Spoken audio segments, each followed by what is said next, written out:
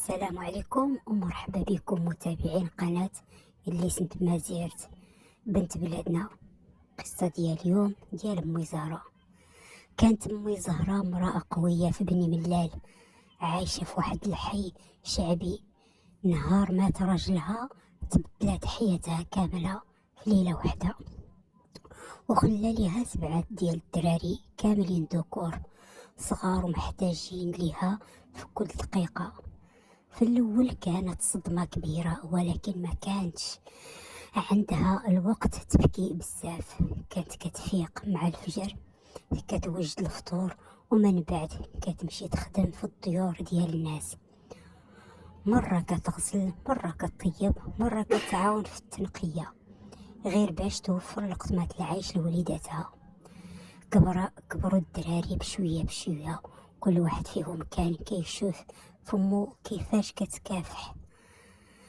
الكبير فيهم حبسوا القراية باش يعاون أمه، خدام في النجارة، وولات عنده يد معروفة في الحي.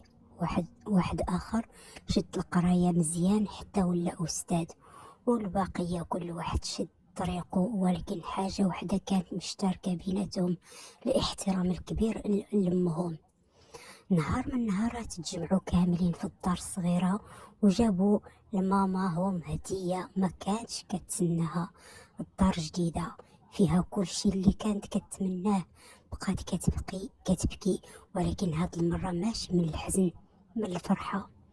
قالت ليهم: أنا ما درت حتى شي حاجة كبيرة، غير درت اللي خاص عليا نديرو، وواجب عليا أي أم ديرو لولادها. ردوا عليها: لا يا يما، انتي درتي المستحيل، وانتي سر نجاحنا كامل.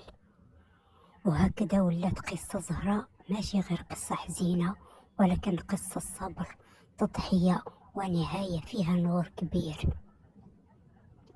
زهرة ما تبدلاتش، بقات هي كتفيق بكري، كتسقي الورود اللي زرعات قدام الدار، وكتجلس شوية كتأمل حياتها في بني ملال.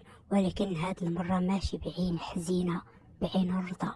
الدراري ديالها رغم كل واحد فيهم ولا عنده حياته وخدمته، داروا واحد العادة: كل نهار الحد يخصهم يتجمعوا عند ماماتهم في الدار. كتولي عامرة بالضحك، بالصوت، بالذكريات الطفولة. الزهرة كطيب ليهم ماكلة اللي كانوا كيبغوها صغار، وكتجلس غير كتفرج فيهم وقلبها عامر بالفرحة. واحد النهار جاها واحد من الجيران الجداد، مرة شاب باين عليه تعبان.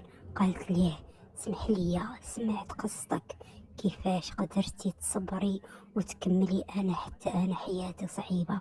زهرة ابتسمت وقالت ليه: الصبر ماشي سهل، ولكن إلا كان عندك علاش تصبري الله كيعطيك القوة. أنا كان عندي 7 أسباب باش ما نضيعهمش. ومن ذاك النهار ولات زهرة ماشي غير أم لولادها، ولكن حتى سند الناس آخرين في الحي. اللي عنده مشكل كيمشي عندها، واللي محتاج كلمة طيبة كيقولها لها. في الآخر قصة